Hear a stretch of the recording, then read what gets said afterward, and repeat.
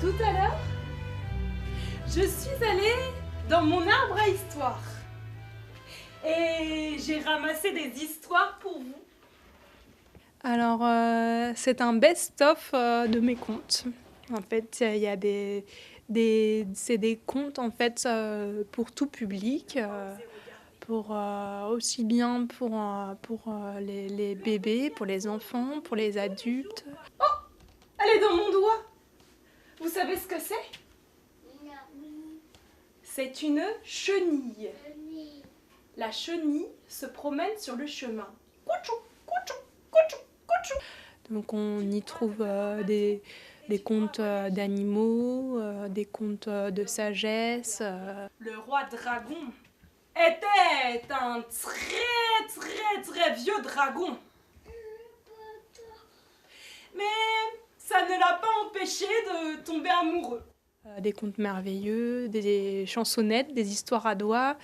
C'est un spectacle en fait qui est adaptable en fait en fonction de la demande, en fonction du public, s'il y a un thème.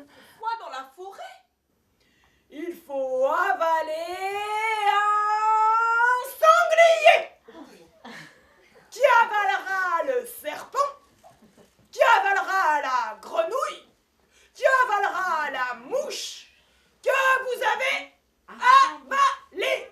Donc ça peut être là j'ai choisi des histoires variées hein, mais voilà il y en a plein d'autres. Oh, j'ai mal au ventre. Le bûcheron est allé voir le guérisseur. Et le guérisseur a écouté le ventre du bûcheron. Et qu'est-ce qu'il a entendu? J'ai ce que j'appelle un arbre à histoire en fait.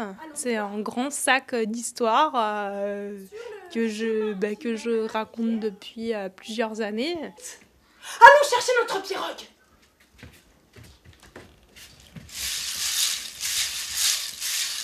Les trois frères ont ramé, aussi vite qu'ils ont pu. Alors je peux jouer dans les écoles. Dans les crèches, dans les maisons de retraite, chez l'habitant, dans les balades comptées, dans tout type de lieu, hein, tout est possible.